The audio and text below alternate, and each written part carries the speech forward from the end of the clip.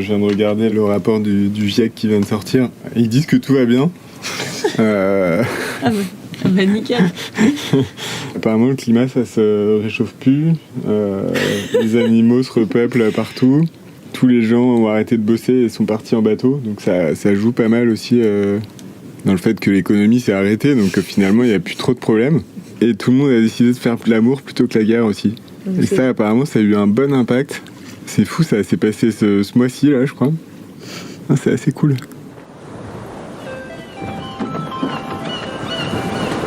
Moi, c'est Julie. Moi, c'est Guéno. Moi, c'est Cléo. Moi, c'est Anne-Laure. Une bonne attitude dans la vie d'être sur un endroit où tu es obligé d'être un peu minimaliste. Arrête de boire l'eau de la douche, s'il te plaît. Je ne crois pas qu'il faille supprimer les contradictions. Je crois qu'il faut essayer de les équilibrer. Bienvenue dans l'aventure des Gaines. Vous connaissez Zai? Eh ben, c'est un cachalot et il nous emmène sur son dos. Le journal de bord de la famille Gaine. Une voiture familiale et mondiale. Salut et bienvenue à bord de Zai Zai. Moi, c'est Anne-Laure et avec Guénolé, Julie et Cléo, nos deux filles, on part pour un temps indéterminé, vivre sur un bateau, un catamaran en bois époxy qu'on a entièrement rénové en 2021, qu'on a nommé Zai Zai. Dans les épisodes précédents, nous avons parlé de notre grand saut dans cette nouvelle vie, nous avons raconté notre transatlantique à 2 familles, et puis nous vous avons embarqué dans l'intimité des coulisses de l'après-transat Jacques Vabre sur Zai Zai. Attends, je suis en train de réfléchir à quel moment ça a dérapé. Quand on s'est mis à naviguer. N'hésitez pas à les écouter avant de vous lancer dans celui-ci.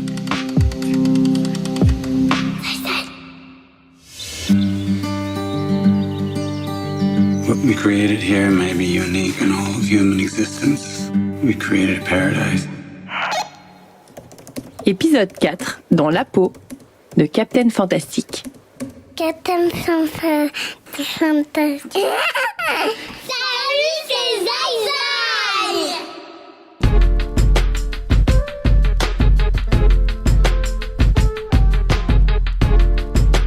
Prologue. Est-ce que vous connaissez le film Captain Fantastic ? C'est l'histoire d'un mec qui emmène ses 6 enfants vivre dans la forêt pour leur apprendre la vie, quoi, la vraie. Ils ont un bus pour se déplacer et faire quelques approvisionnements. Et globalement, ils se déplacent jamais puisqu'ils mangent, ils dorment, ils lisent, ils apprennent absolument tout dans leur forêt. Ils se sont construits un petit campement en bois et ils font leur pain, ils font pousser leurs graines, ils chassent le gibier, tu vois. Et ce mec-là, Captain Fantastic, je pense qu'il a forcément eu des gros moments de doute. Au moins les premiers mois. Alors bien sûr, au début, quand ils sont arrivés avec leur bus, ils devaient être tout feu tout flamme, les mecs. Prêts à vivre une nouvelle expérience en quête de sobriété heureuse. Et puis le père, là, quand il a vu son petit de 3 ans manger des baies toxiques et de ses 2 autres gamins se taper dessus à cause de leur couteau reçu à Noël pour chasser, il a forcément dû se demander si tout cela était bien raisonnable. Alors c'est vrai, la forêt c'est ressourçant, les cabanes en bois c'est beau, c'est joli. La sobriété heureuse, ça a l'air très sympa. Mais il faut pas trop se poser de questions quand même, parce que sinon tu finis par plus être tout seul dans ta tête. Bien le corps bien droit. Okay. Inspire un grand coup. Vas-y.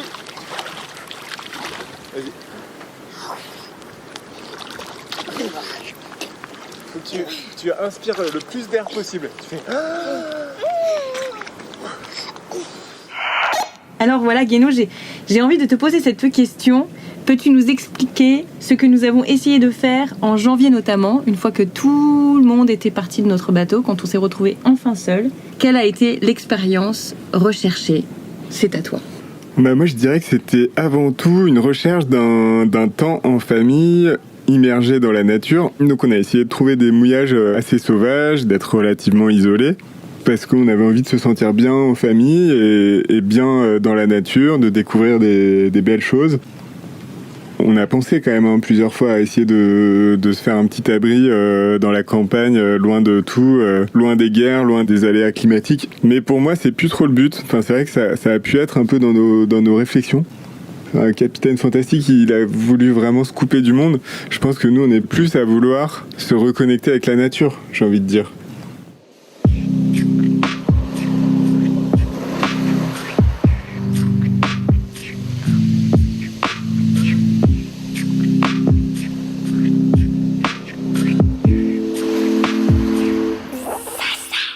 Chapitre 1. Expérience directe. Ce qui vient de se passer, c'est incroyable parce que moi, je suis une grande... comment tu définirais ça ? Je suis une grande peureuse des requins. Je sacralise, je suis phobique. Et donc, on est parti depuis 5 mois, 6 mois et j'en ai encore jamais vu. Et là, on est à Antigua. On est dans un espèce de récif, là, un espèce de fer à cheval qui est juste devant l'entrée d'Antigua, là, au sud.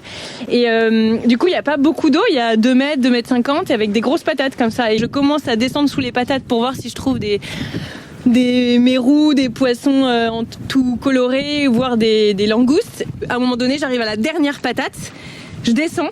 Là, je l'ai vu, genre j'étais à 50 cm, quoi, 1 mètre. Et c'est majestueux, quoi, c'est un truc de dingue. Il était posé devant la patate, sur le sable. C'était étonnant, genre j'ai pas fait une réaction genre wow. En fait, je pense qu'il dormait. Donc bon, ça... c'est sûr que c'est plus simple de voir un requin qui dort. Après, je suis partie quand même en me disant putain, j'espère qu'il n'y a pas toute sa famille qui est en train de me courser. Donc je suis rentrée quand même relativement vite. On va pas se mentir. Je me suis pas arrêtée sur toutes les patates, j'ai pas trop traîné, quoi. Mais je te propose d'y aller. Tiens, je te file là. Je vais y aller, je suis chaud. Et prends ton fusil. Alors, le principe de l'expérience directe, pour moi, ça rejoint pas mal ce que fait notre ami Corentin de Châtel-Perron avec son association le Low Tech Lab. C'est l'idée déjà d'expérimenter. C'est pas vraiment quelque chose de naturel dans notre société. On a plutôt tendance à étudier les expériences des autres et ensuite à bien cadrer son sujet pour passer à l'action. Et donc l'expérience directe, c'est de faire un petit peu abstraction de ce qui a déjà été fait et de se dire j'ai envie de faire telle chose, je le fais. C'est aussi le chemin que je vais parcourir en faisant cette action et qui va m'apporter beaucoup. Ça m'attire pas mal ce concept parce que je pense que je suis pas trop enclin à l'expérience directe. J'ai plutôt tendance à aller chercher plein d'informations pour essayer de trouver la bonne solution du premier coup. Moi, j'aime pas tout prévoir, j'aime pas tout apprendre dans les livres. Par exemple, pour moi, la navigation, c'est vraiment affreux de l'apprendre dans les livres. Les livres d'aventure comme comme ceux d'Isabelle Aussissier ou de Mouet Tessier, c'est génial, ça te donne envie de navigation océanique, mais apprendre à naviguer, sentir le bateau, le réglage des voiles, le vent, les phénomènes météorologiques, moi j'aime bien les apprendre sur le terrain. Je pense que je suis plutôt une artiste sur le bateau. Je navigue pas du tout comme Guénaud, qui lui va être extrêmement précis, je dirais même scientifique quand il navigue. Il ressent, mais surtout il applique comme une science.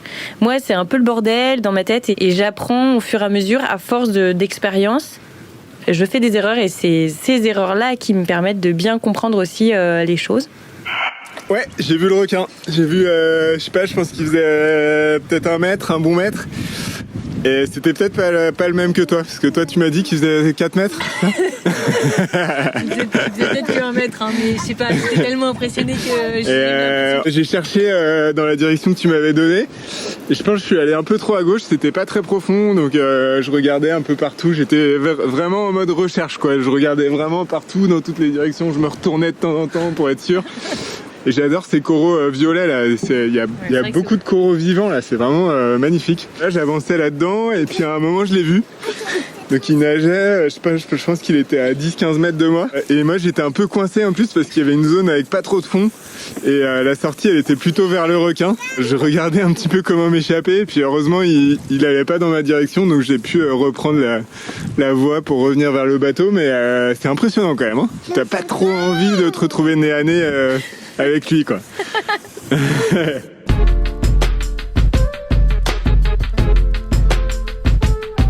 zai.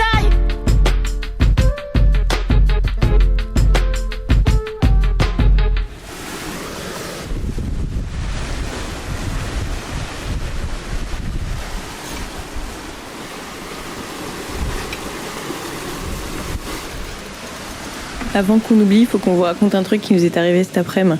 Et un truc dont on n'est pas très fiers. On est dans une toute petite baie et aujourd'hui on a voulu aller plonger un peu plus à l'extérieur pour aller voir les tombants et les coraux avec les filles.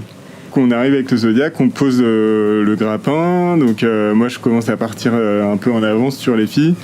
Une première réflexion à Guéno, je lui dis si jamais les filles ont trop froid, je rentre à la nage avec les filles puisque le bateau est sous le vent. Donc je me disais avec le courant, on nage 3 fois rien et on arrive au bateau et on laisse l'annexe à Guéno.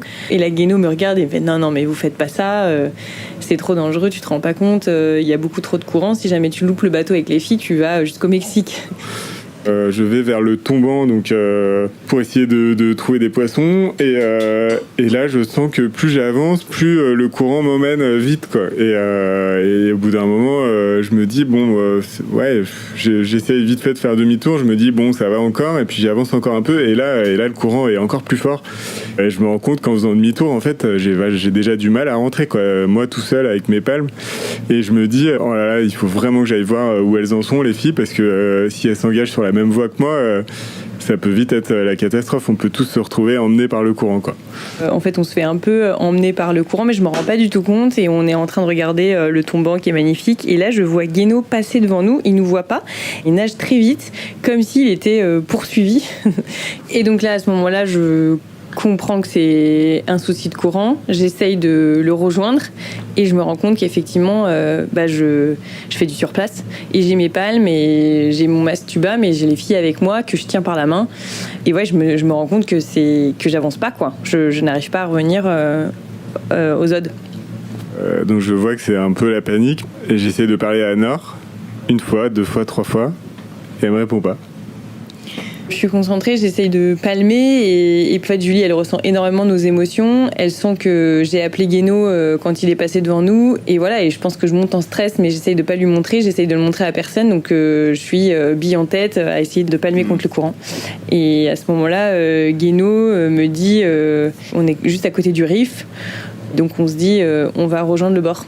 Et effectivement après une fois qu'on est sur le bord on n'a plus du tout le même courant et on arrive à rentrer dans la petite bassine et qui nous permet de faire un peu la cuillère pour rentrer aux Zod. Mais on est un peu sonné de cette expérience et ça nous a calmés quoi. Si on n'avait pas réussi à aller au bord, ça servait à rien de lutter en fait.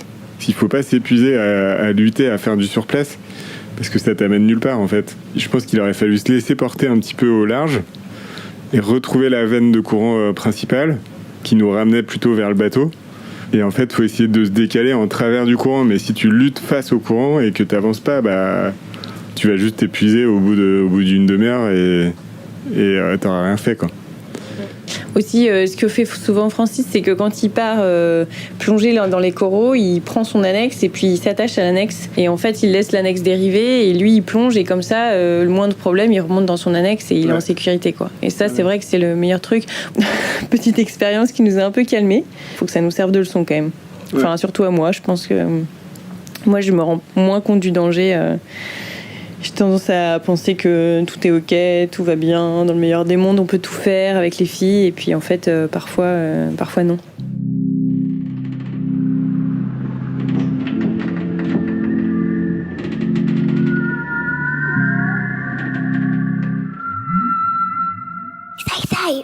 Chapitre 2. La nature et les sports.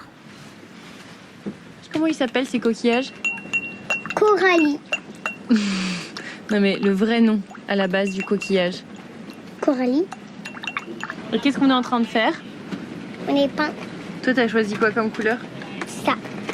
Il y a du orange, du vert, du bleu, du rouge, du marron. Alors peindre à l'intérieur, je sais pas si ça vaut trop le coup ma puce. Et Cléo elle a une nuance de rouge. Hein, c'est plutôt dans les tons rouges, hein toi.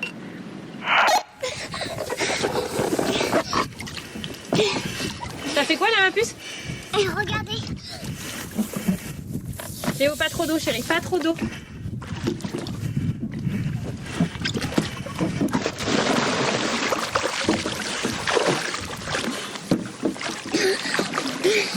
J'avais vu un petit peu mon pied. Ouais, et tu es allé voir si la coque était propre ?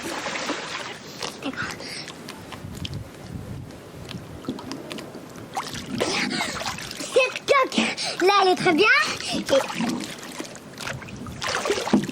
Les deux sont très bien. Et le safran ?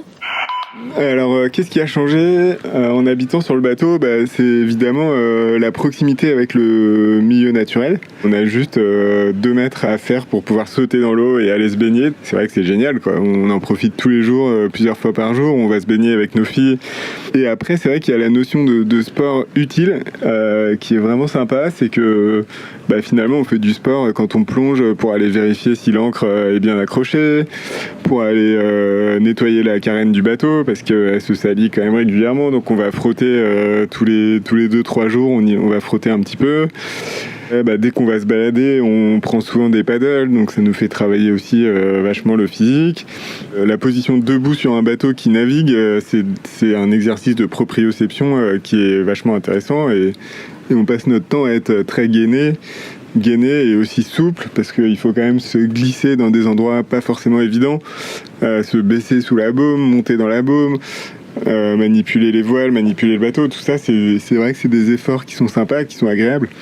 Donc on se bouge vraiment, on est un petit peu plus en alerte avec ce qui se passe dehors parce que oui, quand t'as un coup de vent, t'as plutôt intérêt d'être dans un endroit protégé. Quand il fait très beau, qu'il n'y a pas un pet de vent, si t'es juste à côté d'une mangrove, tu vas te faire complètement avoir par les moustiques. Enfin, on s'en rend même pas compte, mais on développe un coup d'œil, on développe une sensibilité à ce qui se passe autour de nous, la météo évidemment, ce qui se passe dans l'eau aussi. On regarde la couleur de l'eau, la transparence, les algues, est-ce qu'il y a des algues. T'appréhendes mieux le milieu marin aussi et c'est en ça rejoint un peu l'expérience directe. C'est vrai que c'est pas quelque chose que t'as appris dans les bouquins, mais c'est à force de te rapprocher de la nature que tu comprends un peu mieux comment elle fonctionne. Le seul obstacle qui est du coup de plus en plus visible parce que les autres obstacles ont disparu, c'est les téléphones. Et c'est pour ça qu'on va essayer de déconnecter pendant une semaine complète. Là-dessus, on doit encore trouver un rythme. On l'a pas trouvé, ce rythme-là. C'est-à-dire être à l'aise avec cette connexion, déconnexion.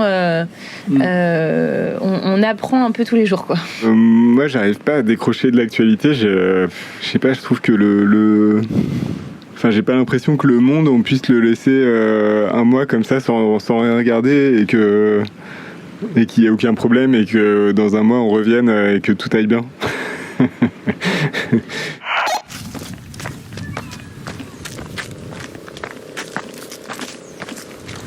Tu trouves que Antigua, c'est le pays des chèvres ? Oui, Est-ce que tu trouves ça joli ? oui. Tu peux me décrire les couleurs de la mer ?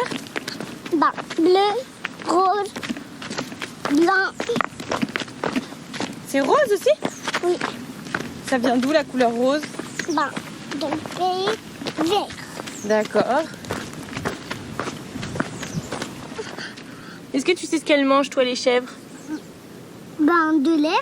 Elles mangent de l'herbe et quoi aussi ? Des petits piquants ? Tu les as vues manger des petits piquants ? Oui. Elles sont herbivores alors ? Oui. Tu sais ce que ça veut dire, herbivore ? Non. Ça veut dire qu'on mange que des plantes ou de l'herbe. On n'a pas besoin de manger de viande. Nous, on est omnivores. C'est-à-dire qu'on mange de tout.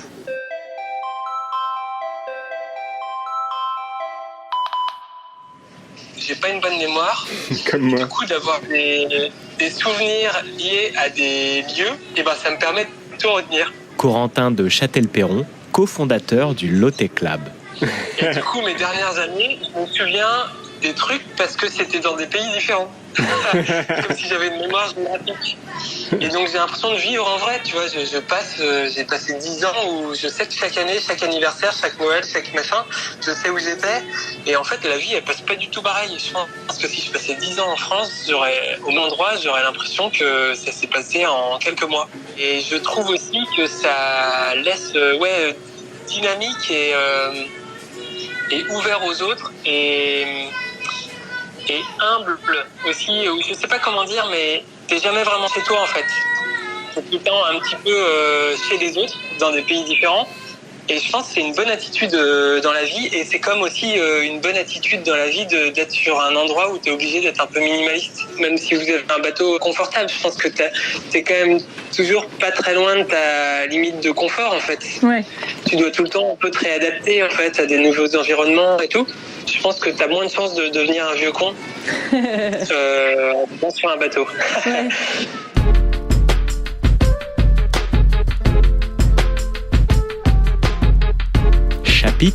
3. Préparer nos enfants, mais à quoi? Ah, ça, c'est une bonne question, tiens. Dis-moi, chérie. C'est ce que je fais un regard à papa et à Julie. T'as fait un regard, t'as fait quoi comme regard? Parce que je suis de mauvaise humeur. Tu t'es levé de mauvaise humeur? Oui. T'es triste qu'ils soient déjà tous les deux en train de faire les crêpes? Oui. Je comprends. Oui, je les fais. Mais je comprends, tu sais, moi ça m'arrivait aussi quand j'étais petite, que je me réveillais et je me rendais compte qu'il y avait des gens qui étaient déjà en train de faire des choses sans moi. Je me sentais triste. D'ailleurs, souvent, ça m'a joué des tours parce qu'en soirée, j'arrivais pas à partir d'une soirée parce que j'avais l'impression que si je partais, il allait se passer plein de choses et que j'allais pas pouvoir être là et ça me rendait... J'avais envie de rester. Que tu peux faire un regard, tu faisais un regard. Tu peux me le faire le regard que tu leur as fait? Vas-y. Mon bébé, j'aime pas voir ce petit regard. Ben oui, parfois je faisais des regards comme toi-même, parfois je pleurais. Quand on n'était pas encore dans le voyage, c'est vrai que notre programme était très chargé, notamment avec la préparation du bateau. Les filles étaient à l'école toutes les deux. Quand on les récupérait en fin de journée, on voyait bien qu'elles avaient des émotions toutes les deux. Elles les gèrent pas de la même manière. On prenait pas le temps, peut-être de bien comprendre exactement ce qu'elles pouvaient ressentir. Et moi, j'avais tendance à aller ensuite sur les blogs le soir, une fois couchée, et regarder... ultra-sensibilité, hypersensibilité, émotion, machin, et du coup, en fait, à me faire un peu des nœuds. J'ai jamais été aussi sereine que maintenant avec nos filles, c'est-à-dire que elles nous parlent, elles nous disent ce qu'elles ressentent, elles nous disent comment elles vont. On n'a jamais passé un temps de qualité comme ça avec elles. Je dirais que ça, c'est la première chose qu'on est allé chercher. Ensuite, effectivement, il y a l'éducation. Le vivre dans notre bulle, comme ça, avec nos filles, on se coupe d'un certain nombre de choses. Donc, ça nous permet de leur inculquer en toute sérénité certaines valeurs, certains grands principes qui sont importants pour nous, sans qu'on vienne interférer à ça. Voilà, en étant avec elles, là, dans ce projet, on sent bien qu'elles apprennent à mieux se connaître elles-mêmes pour avoir plus confiance en elles et avoir du courage et foi en les hommes et en la nature. Elles gardent leur âme d'enfant et tout leur émerveillement et en même temps, on essaye de les former à ce qu'elles soient débrouillardes et curieuses et sociables parce qu'elles rencontrent énormément de monde et des gens toujours très différents. C'est à cause des grandes personnes. Les grandes personnes aiment les chiffres. Le Petit Prince. Quand vous leur parlez d'un nouvel ami, elles ne vous questionnent jamais sur l'essentiel. Elles ne vous disent jamais quel est le son de sa voix, quels sont les jeux qu'il préfère, est-ce qu'il collectionne les papillons. Elles vous demandent quel âge a-t-il, combien a-t-il de frères, combien pèse-t-il, combien gagne son père. Alors seulement elles croient le connaître. Si vous dites aux grandes personnes « J'ai vu une belle maison en briques roses avec des géraniums aux fenêtres et des colombes sur le toit », elles ne parviennent pas à s'imaginer cette maison. Il faut leur dire « J'ai vu une maison à 100 000 francs ». Alors elles s'écrient « Comme c'est joli ». Moi, ce que je ressens, c'est qu'on en est au stade où on a envie avant tout d'être bien et quelque part, on cherche un peu à entre guillemets, à se soigner quoi, dans ce projet parce qu'on se sentait pas parfaitement bien, pas parfaitement équilibré dans notre vie à terre. Et ouais, l'étape d'après, c'est de dire nous, on a déjà fait le constat que le monde, il allait être très perturbé, très compliqué dans les dizaines d'années qui viennent. Parce qu'on a envie d'apporter quelque chose de particulier à l'éducation de nos filles pour qu'elles soient préparées à ça. C'est un peu comme l'image de l'avion, là. Dans l'avion, quand il est en train de chuter, tu te soignes d'abord et ensuite tu donnes l'oxygène à tes enfants. Nous, on se donne de l'oxygène là à tous les 4 et on voit comment on peut utiliser ça ensuite, quoi. En fait, elles nous donnent aussi beaucoup d'oxygène, ces gamines. Parce qu'elles sont super lucides sur plein de trucs. Ouais, la grande phrase de Julie, c'est pas grave, papa. Tout ne peut pas toujours être parfait. Ouais. Et dès qu'elle sent que la situation s'envenime, qu'il y en a un qui s'énerve pour rien, elle dit tomate. Et ça signifie c'est pas grave, tout n'est pas parfait, tout ne peut jamais être parfait. Donc on redescend. C'est marrant parce que quand on lui dit tomate à elle dit non, pas tomate, pas maintenant. Je vous aime du pôle Nord de chez Nice. Ah ouais. Moi, je vous aime. Tellement je vous aime. Moi, je vous aime. Comme ça. Moi, je vous aime de l'Orient au Sable d'Olonne, en passant par la Martinique, la Polynésie, la Nouvelle-Zélande, l'Australie, la Philippines, l'Indonésie, l'Afrique du Sud et la Bretagne. C'est beaucoup ça. Tout le tour, quoi.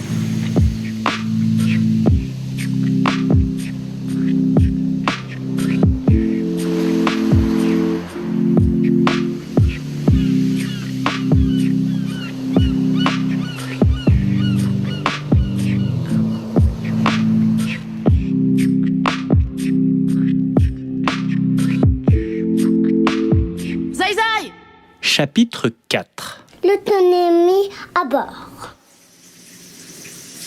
Voilà. Ça me fait des guilis. Ok, tourne-toi. Ça me fait des guilis, maman. Oui, tourne-toi. Ça me fait des guilis. Les mains. Vite, les mains, on n'a plus beaucoup d'eau. Vite. Là, l'autre. Super. Hop. Ouais, on va faire les pieds aussi. Tiens, on va mettre du savon. Voilà. Oui, c'est très bien.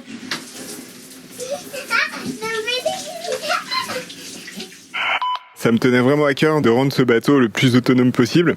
On a 2 panneaux solaires sur le toit du bateau, là, sur le plafond. 2 fois 400 watts, donc ça fait 800 watts de panneaux solaires. Donc on a 300 ampères-heure de batterie lithium.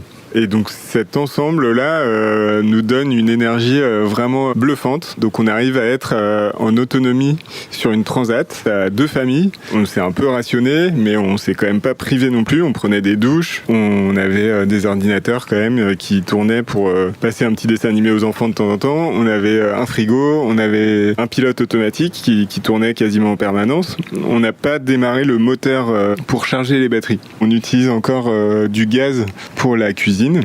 On a des plaques à gaz, on a un four à gaz. C'est pas des grosses consommations. Une bouteille de gaz de 13 kg, elle nous fait à peu près 4 mois. On a une annexe qui nous permet de nous déplacer aussi quand on va à terre, avec un moteur, 2 temps, essence, une trentaine de litres par mois. Et enfin, on a aussi sur le bateau 2 gros moteurs diesel, 2 fois 40 chevaux. Et on a consommé, je pense, 200 litres en 6 mois, 30 litres par mois de gasoil. Donc ces consommations d'énergie fossile, elles sont évidemment pas satisfaisantes, on a envie de les réduire. On a des idées, évidemment, on a des solutions techniques, mais on se rend compte que le plus gros levier, c'est d'accepter de ralentir.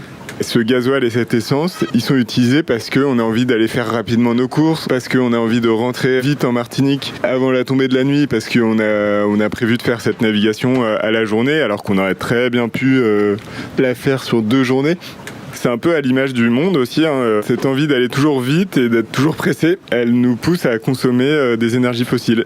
Après, c'est le concept de l'innovation sous contrainte. Par exemple, l'annexe, on aimerait beaucoup la remplacer par une annexe à voile. C'est vraiment dans nos idées pour cet été, de changer d'état d'esprit et de montrer qu'une annexe à voile, ça peut marcher. Je pense que c'est assez chouette. C'est bon. Ça va, on va pas trop... Mais arrête, Cléo, de mettre la brosse à dents de ton père dans ta bouche. Punaise. Cléo, il faut que t'arrêtes de tout mettre à la bouche là. C'est mes brosses à dents. Non, c'est pas tes brosses à dents. Chacun a sa propre brosse à dents. C'est très personnel une brosse à dents. On consomme une dizaine de litres d'eau par jour et par personne environ. Se laver, faire la vaisselle, boire, manger. Pour faire la vaisselle, par exemple, dans la cuisine, on a un robinet d'eau douce, un robinet d'eau de mer. Donc ça permet d'économiser pas mal d'eau douce. Et en plus, c'est des robinets qui sont connectés à des pompes à pied. Donc on a les 2 mains libres pour faire la vaisselle. Et avec le pied, avec la pédale, on gère exactement la quantité d'eau nécessaire. Je dois avouer que je suis assez fan des pompes à pied. Je trouve que c'est à la fois pratique, économique. C'est vraiment très top.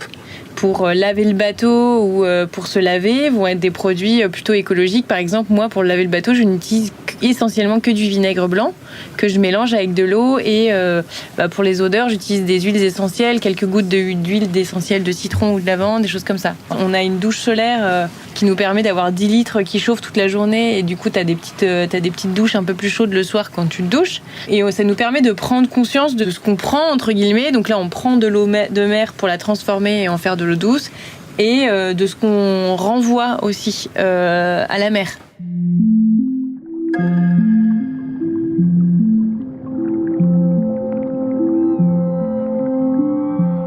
t'ai souvent dit, mais je savais que ma plus grande victoire au niveau de l'écologie, c'était de t'avoir rencontré. Ah, c'était moi, quoi. Tu m'as chamboulé.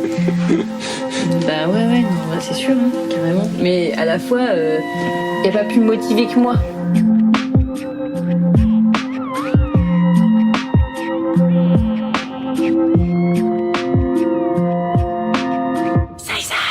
Creusons un petit peu plus le sujet des énergies renouvelables avec Gaëlle. Oui, donc moi c'est Gaëlle, je suis une amie de Anne-Laure et Guénaud. Ça fait plus de 15 ans que maintenant je travaille dans le secteur des énergies renouvelables. J'ai construit des centrales éoliennes et des centrales solaires photovoltaïques un peu partout dans le monde. Et désormais, là, je suis en Nouvelle-Calédonie et je travaille pour Ambi Énergie. Penses-tu que l'on peut comparer la vie des Gaïnais sur Zai au fonctionnement d'un pays et ses besoins en énergie ? Je pense que c'est intéressant de considérer par exemple la Nouvelle-Calédonie et ses problématiques énergétiques, électriques, avec celles que peut avoir un bateau. Ce sont deux systèmes qui sont à leur échelle isolés et qui doivent être autonomes. Le sujet, il est tout simplement de devoir équilibrer les besoins avec la production et de la meilleure des façons. Je suis convaincue que les énergies renouvelables sont une solution, quand c'est bien pensé, pour répondre à une partie ou à une grande partie des besoins en électricité. Quand on veut utiliser les énergies renouvelables, en l'occurrence sur Zai, ils ont des panneaux solaires et des batteries, quelle est la stratégie à adopter pour équilibrer le système ? Ce qui est intéressant, c'est d'imaginer que, en fait, il faut faire fonctionner les appareils ou les gros consommateurs au moment où l'énergie elle est la plus disponible, avec, on va dire, au tarif le moins cher, c'est-à-dire là où il y a la plus grande quantité.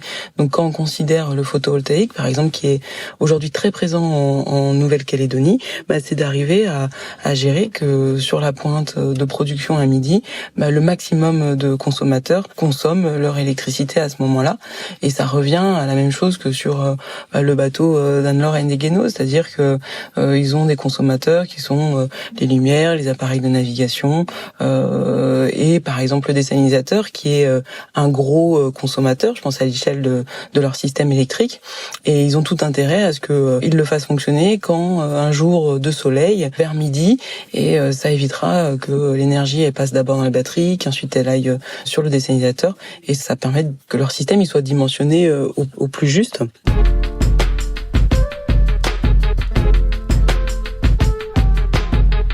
Après, c'est clair que les énergies non renouvelables, elles ont des défauts. Je pense que le premier défaut, c'est l'intermittence. Et ça va avec la problématique de la prévision de la production. Quand est-ce qu'on va pouvoir produire et quelle électricité ? Nous, on a fait des projets ici où une grosse centrale sur 10 hectares doit répondre pour le gestionnaire de réseau à un profil de production particulier. C'est-à-dire que la veille, on dit demain, je vais produire 6 mégawatts. Et on doit produire 6 mégawatts. Et donc pour arriver à faire ça, on est obligé d'utiliser des batteries et des systèmes de prévision météo avec des options souvent satellitaires, parfois couplées avec du local si on a besoin de faire de la prévision vraiment court terme avec des caméras. Mais ça reste encore pas toujours évident de pouvoir répondre parfaitement à l'annonce. Et sur un bateau alors, ça donne quoi ? Sur un bateau, c'est exactement la même chose. L'intermittence du solaire fait que le moment où on a envie d'allumer la lumière, si à ce moment-là il n'y a pas de soleil ou que c'est la nuit, en fait, on est obligé de stocker l'électricité. Donc, on utilise des batteries et on n'a pas d'autres solutions techniques. Et il s'avère que les batteries, aujourd'hui, je pense qu'on sait un peu mieux les recycler, mais c'est polémique sur la manière dont on va sourcer les éléments qui la composent, dont on va réussir à la recycler plus ou moins complètement. C'est une solution qui nous permet aujourd'hui d'avancer sur les énergies renouvelables, qui restent quand même des énergies qui sont propres, décarbonées, mais c'est pas une solution miracle.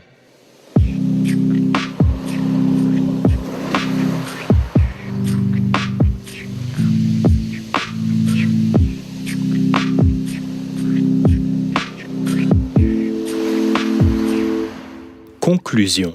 Il faut réconcilier nos contraires. Elle disait réconcilier nos contraires. Je crois qu'on n'a plus que jamais besoin d'un débat contradictoire. Mireille Delmas-Marty, professeure au Collège de France. On n'a plus que jamais besoin de vivre avec nos contradictions. Vous savez, il y a quelques années, j'avais fait une rose des vents pour essayer de montrer que les vents de la mondialisation soufflaient un peu dans tous les sens. Et vous avez par exemple le vent de la sécurité contre le vent des libertés, le vent de la compétition contre le vent de la coopération, le vent de l'innovation contre le vent de la conservation. Je ne crois pas qu'il faille supprimer les contradictions, je crois qu'il faut essayer de les équilibrer, de trouver une sorte d'équilibre dynamique. C'est pas un équilibre statique, immobile, arrêté. C'est un équilibre en mouvement, qui ne supprime pas les contradictions, mais qui les apaise en quelque sorte. J'adore naviguer sur un bateau en carbone high-tech avec énormément de matériaux consommables, énormément d'entretien nécessaire, d'aller vite sur l'eau, d'être dans quelque chose de très technique, toujours en pleine évolution parce qu'il y a de l'innovation en permanence. Et d'un autre côté, je me rends aussi bien compte que cette idée d'aller toujours de plus en plus vite, d'être en compétition, quelque part, elle est la cause de l'évolution de notre société. C'est vrai qu'on est tous poussés à être le meilleur possible pour être dans le haut du panier et avoir la vie la plus, entre guillemets, belle possible parce qu'on va pouvoir consommer, acheter plein de produits. Moi, ma plus grosse contradiction, je dirais que c'est une volonté très forte de vouloir faire que les gens coopèrent, que les gens s'entraident, même qu'on s'entraide, qu'on coopère. J'en ai même fait mon métier et d'un autre côté, je suis aussi une compétitrice. Je valide aussi un peu le dogme de la croissance. J'ai monté une entreprise et c'est une entreprise qui est en développement, etc. Et les contradictions, c'est ce qui fait qu'on est capable à la fois d'aller passer des vacances dans la nature, coupé du monde, et de revenir dans la société et de discuter avec des chefs d'entreprise, des personnes qui ont le pouvoir. Avoir des contradictions, ça permet cette connexion entre différents mondes et différents cercles de réflexion. Si on avait que des gens qui sont droits dans leurs bottes, soit à fond pour la croissance, soit à fond pour l'écologie, soit à fond pour la préservation de la nature, il n'y aurait aucun dialogue possible. Là, on est au mouillage. Guénou nous avait choisi un spot au mouillage où il n'y avait personne. Et en milieu d'après-midi, il y a 2 gros katas qui sont arrivés. Pour l'apéro, ils ont mis la musique pleine balle. Guénou, il est allongé à côté de moi. Il est entre partir loin, remouiller quelque part en pleine nuit, ou bien venir avec moi en paddle et rejoindre la teuf. Expérience directe. Je pensais pas un jour être dans un endroit comme ça, dans un état d'esprit comme ça. Soit t'es en vacances, coupé du monde, tu profites d'un bel endroit, soit t'es au boulot, t'es dans un cadre, dans une équipe, dans un truc hyper stimulant. Là, on est en famille, on travaille quand même, on fait des choses créatives qui nous stimulent, qui nous épanouissent. On parle beaucoup, non, c'est un sacré voyage quand même. Hein. Je crois que je l'aurais pas imaginé. Toi, tu l'aurais imaginé ce voyage ? Non. Non, pas du tout. Pas du tout.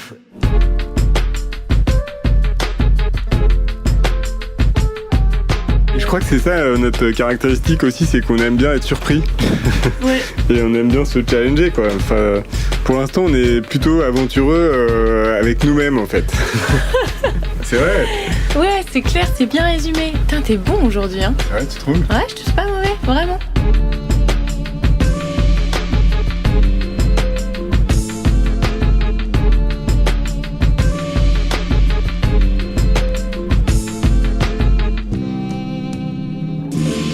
Si vous estimez qu'il n'y a aucun espoir, alors vous garantissez que tout espoir va disparaître. Si vous estimez qu'il existe un instinct de liberté, que chacun a le pouvoir de faire évoluer les choses, alors il y a une possibilité pour que vous puissiez contribuer à rendre le monde meilleur.